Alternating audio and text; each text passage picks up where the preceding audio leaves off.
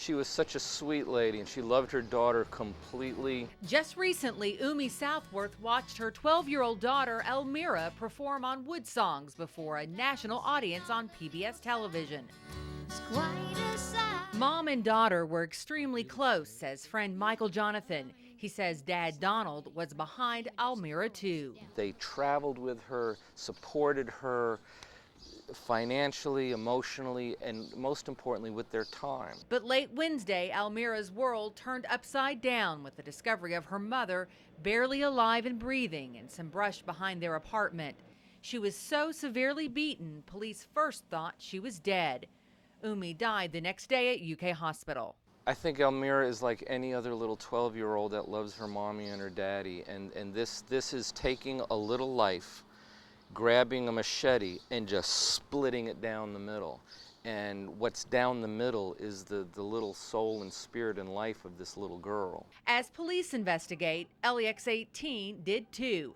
Court documents reveal that Donald Southworth was arrested in 2005 and charged with aggravated assault, along with some other charges that were later dismissed. This criminal complaint states Southworth caused physical injury by punching and slapping another woman. It goes on to say he hit the victim's face with a large book. In 2006, he pled guilty to the aggravated assault and paid a fine. As for his wife's murder, Southworth has been questioned, as anyone close to a victim would be. Now, friends of the family are looking out for Elmira. And this is a time for the community of her friends and her family and those who were maybe fans of hers or just neighbors to come together and show love for this young girl. 18 years before the tragic discovery of Umi Southworth found beaten and barely alive in some bushes behind her home, another woman, Donald Southworth's soon-to-be ex-wife, was granted this emergency protective order against him. She was the first of 3 women granted a total of 4 EPOs against him between 1992 and 2010. The 92 order states that Southworth engaged in acts of domestic violence by restraining his ex-wife against her will and refusing to allow her to move about freely, by threatening her with death or serious physical injury if she attempted to leave their home. The order states she was in fear of death or serious physical injury. A Kentucky State Police detective even backed up her fears by stating they were well grounded. In '94, another woman got an EPO against Southworth, claiming he punched her in the stomach, kicked her in the ribs, slammed her down on her back on the floor, then dragged her by her hair. This 2006 EPO by a third woman claimed Southworth hit her in the face with a large book. The same woman filed another EPO just last week, saying Southworth was trying to contact his daughters. Right now, he's supposed to stay away from them. Nancy, this internal investigation into the death of Umi Southworth involved several people outside of the Lexington Division of Police. They all agree that mistakes were made, and they weren't looking today to give excuses for those mistakes. But they all say the outcome would have been the same, that Umi Southworth's injuries were just too severe for her to survive, and they don't think a more prompt response by paramedics or police would have changed that outcome. Once again, here is the timeline of the events, how they unfolded that night. At 6:29, officers arrived to do a welfare check on Umi Southworth. 7:45, she's located in some thick brush behind her apartment. 7:50, homicide detectives are notified. 9:06, the coroner is notified. Roughly a half an hour later, the coroner arrives at the scene, and at 11:07, it is found that the 42-year-old mother is still alive. One question that's been asked over and over, could Mrs. Southworth have survived if paramedics had been called earlier? Here's what Chief Baston had to say. You know, at this point, I don't think that the officer checked for a pulse.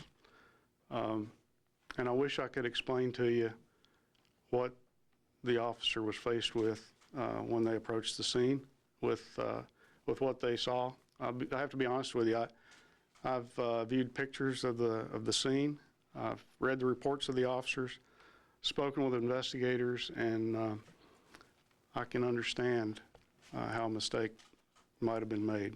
Chief Baston added today that policy changes will be implemented effective immediately. Two major ones to report is that he now says it is the responsibility of the officer to request paramedics to the scene for any injured person or any apparent death. He also says that it is now the responsibility of the fire department to pronounce death in a person. Obviously, Chief Baston added that the preservation of life is first and foremost in their investigation. We're covering the news in Lexington from the LEX-18 mobile newsroom. Back to you. They are the sounds inspired by and played in honor of a 12-year-old girl who has suffered an unthinkable loss. I am thrilled to be able to do this to help Almira for future, to be able to support her emotionally through all of the pain and stress that she's been through. The musical sensation made headlines in June when her mother, Umi Southworth, was found beaten nearly to death in the backyard of her Lexington home. Southworth later died at UK Hospital, leaving little Almira without a mother and without the biggest fan of her budding music career. Tonight, Almira's fellow musicians used their talents to remind her she's not alone. These musicians involved with the benefit concert may not know her personally, but they know her through music. They know her through the art form. And that is such a powerful communication tool.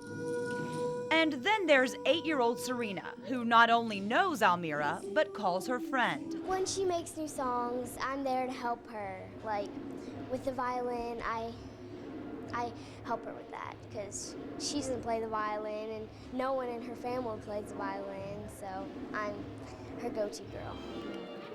Hundreds of supporters file into the Kentucky Theater. Thank you very much. Each paid $20 for a ticket that is worth so much more than money can buy. Oh Lord, well I got time, oh Lord, get out of here.